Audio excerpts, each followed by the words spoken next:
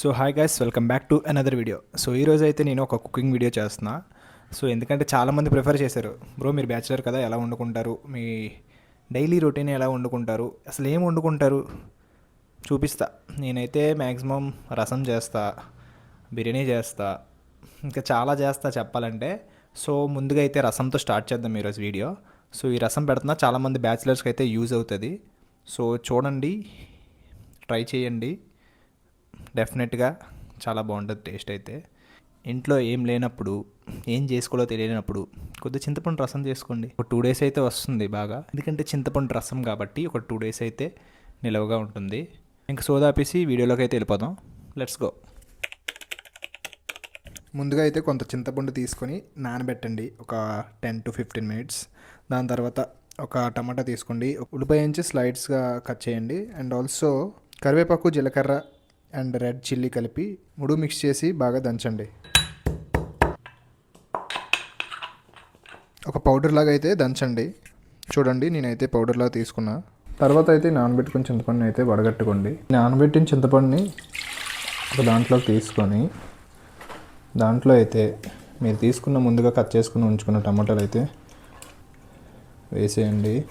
అలాగే ఉప్పు, కారం, పసుపు కూడా ఇందులో వేసి మొత్తం ఒకసారి కలపండి.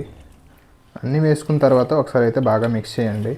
దాని తర్వాత స్టవ్ వెలిగించుకొని కళాయి అయితే కళాయి పెట్టిన తర్వాత రెండు స్పూన్లు నూనె అయితే వేసుకోండి. నూనె అయితే ఒక 2 minutes వేడెక్కనియండి. బాగా వేడెక్కిన తర్వాత ఒక స్పూన్ అయితే జీలకర్ర వేసుకోండి.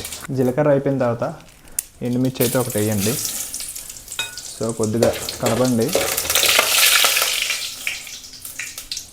ఎందుకంటే వాటర్ ఉంది కాబట్టి తెలియంది. ఇవన్నీ బిగినర్ మిస్టేక్స్, ఇలాంటి దగ్గర నుంచి మీరు నేర్చుకోవాలి. ఈ గరిటెకి వాటర్ ఉన్నట్లుంది, చూసుకోలేదు, అందుకనే పేలుతుంది. బిగినర్ మిస్టేక్స్ అంటారు దీన్నే. దాని తర్వాత ఏం చేస్తారంటే, మీరు ముందుగా కట్ చేసి ఉంచుకున్న ఆనియన్స్ అయితే వెయ్యండి.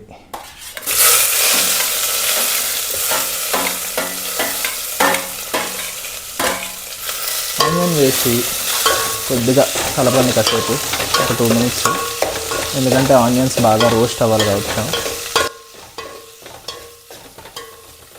2 ఆనియన్స్ కొద్దిగా బ్రౌనిష్ కలర్లో వచ్చిన తర్వాత మీరు ముందుగా కలిపి ఉంచుకున్న ఈ పౌడర్ ఉంది కదా, ఈ మిక్స్ పౌడర్ వేసుకోండి. ఇది ఎందుకంటే వేస్తున్నాను, ఇది వేసిన తర్వాత టేస్ట్ అయితే చాలా బాగుంటుంది. చారులోకి చాలా మంచి టేస్ట్ అయితే వస్తుంది. ఇది వేసి కొద్దిగా 2 minutes కలపండి.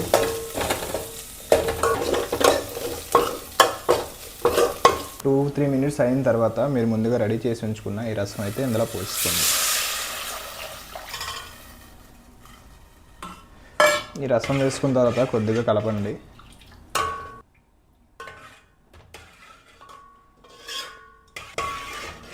దీన్ని అయితే ఒక 10 minutes అయితే ఇలా మరిగించండి. ఒక 5 minutes కొద్దిగా మరిగిన తర్వాత 2 glasses నీళ్ళు అయితే వేసుకోండి. ఎందుకంటే కొద్దిగా మరిగించిన తర్వాత ఒక 2 glasses అయితే వాటర్ వేసుకోండి. ఎందుకు వాటర్ వేసుకోమంటున్నానంటే, ఇప్పుడు ముందు పులుపు చూసుకొని వాటర్ అయితే వేసుకోండి. మీకు పులుపు ఎక్కువ అనిపిస్తే దాన్ని బట్టి వాటర్ వేయండి. సో వాటర్ వేసిన తర్వాత ఇప్పుడైతే ఉప్పు చూసుకోండి. ముందుగా ఉప్పు తగినంత అయితే వేసుకోండి. ఉప్పు ఎక్కువ తినేవాళ్ళు అయితే ఉప్పు ఎక్కువ వేసుకోండి, ఉప్పు తక్కువ తినేవాళ్ళు అయితే ఉప్పు తక్కువ వేసుకోండి.